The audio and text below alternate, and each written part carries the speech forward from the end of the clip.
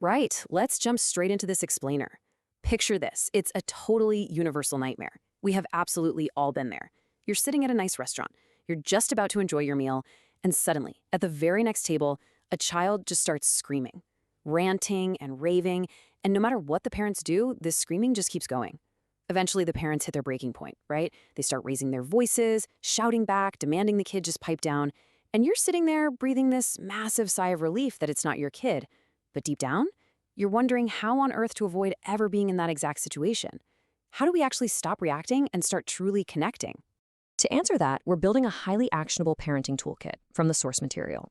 Today we're looking at the communication crisis, acknowledging true feelings, compromising instead of punishing, encouraging your child's autonomy, and finally, the right way to praise.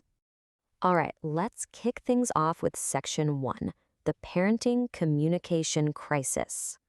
So we have all felt that primal, almost automatic urge to demand a screaming child simply be quiet. I mean, it really feels like the fastest way to regain control of a situation. But the source material reveals exactly why that instinct backfires literally every single time. It all comes down to this. A child's behavior is directly tied to how they feel. When you just demand quiet, you are completely ignoring their underlying frustration or their physical needs. Think about it. A child simply cannot see why they should behave well when they feel so incredibly bad inside. So what actually happens when we ignore those feelings and just demand peace and quiet? Let's say you're shopping for groceries with your 5-year-old, and suddenly he starts shrieking, "I'm hungry, I want food right now." If you give in to that urge to snap or tell him to shut up, does he listen? No way, absolutely not. He'll just keep screaming. Ignoring his feelings just throws gasoline on the fire, because now, on top of being hungry, he feels completely unheard. Which brings us to section 2, acknowledge their true feelings. This leads us to our second really essential tool. Instead of snapping or blaming the child, the only way to genuinely get through to them and actually diffuse the situation is to accept and address exactly what they're experiencing right in that moment. You have to acknowledge their true feelings. Try what we call the script flip. Dismissing their reality by saying, "Stop crying, you just ate," only breeds more frustration. But stating that you understand, saying something like, "I realize you're hungry. It's been a while since breakfast," that proves you're actually listening. You can even get playful with it. Grant their wish in a fantasy by saying, "Man, if I could do magic, I would snap my fingers and pluck a burger right out of thin air." It shows empathy without necessarily giving in to the demand. But a quick heads up, you have to be genuine. If you fake it, they'll pick up on it in a heartbeat. But hey, let's be totally real for a second.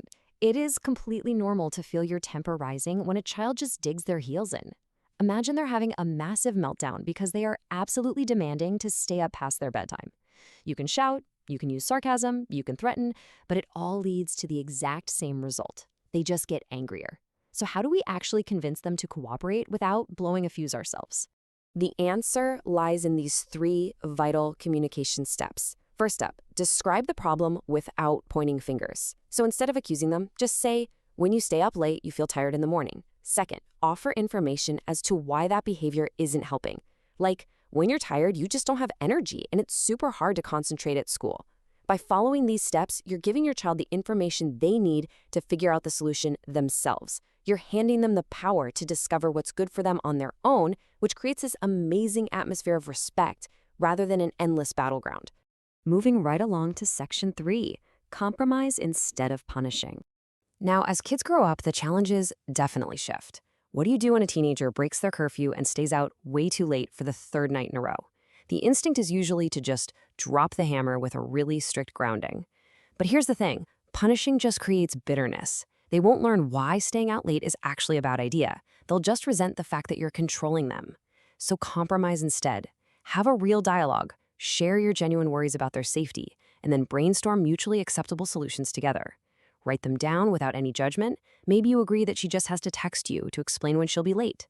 By steering clear of strict punishment, you actually help your child think independently about their own behavior. And that brings us to a really fascinating question about those tiny, everyday moments where it just feels so much easier to do things for our kids. Think about watching your young child wrestling with their shoelaces. It is so tempting to just bend down and do it for them, right? I mean, why shouldn't you? Well, let's look at section 4, encourage your child's autonomy. See, doing everything for them creates this really dangerous cycle. When a child continually depends on you, that dependency eventually spirals into a feeling of helplessness and sometimes even worthlessness. Take this to the extreme, and it leads to this stubborn, frustrated hostility, or the kid just feels infantilized. To break that cycle, you need an autonomy action plan. First, let them make their own choices. If they're battling over homework versus free time, let them design their own schedule to coordinate both. Second, encourage them to seek outside advice from teachers or friends rather than relying solely on you for every answer. And third, and okay, this is definitely the hardest one, hold back from saving them. Even when you are absolutely dying to swoop in and rescue them from a struggle, give them a little slack. Letting them explore and struggle is what sets them on the path to becoming fully self-sufficient adults. Finally, let's look at Section 5, the right way to praise. So for our final tool, we need to talk about praise. You might think praising is a total cinch, right? Your kid does something great, you tell them it's great. Simple.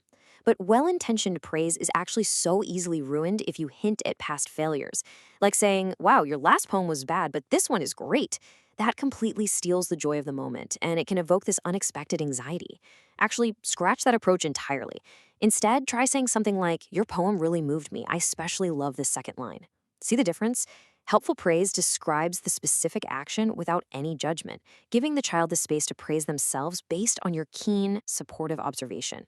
Oh, and we absolutely must avoid labeling bad behavior at all costs. When kids are called stubborn or a slow learner, that label becomes incredibly hard for them to drop. Kids actually adapt to these labels and start living up to them, behaving exactly as you've typed them. It becomes a self-fulfilling prophecy. And remember, the exact same rule applies to you. You shouldn't cast yourself into a rigid role either, like the strict authoritarian parent. Honestly, it's just best to steer clear of labels entirely. So, as we wrap up this explainer, I want to leave you with a bit of a provocative question to reflect on. What label are you unintentionally putting on your child today, and how can you change the script tomorrow? Rather than blaming kids for our parenting grief, the source material really proves that pausing, sharing our true feelings, and deeply respecting our kids' opinions, that is the actual secret to cooperation. It makes your job easier, for sure, but more importantly, it helps them grow into the independent adults they're meant to be. Thanks so much for joining me to explore this toolkit, and I genuinely hope it changes the way you talk and listen starting today.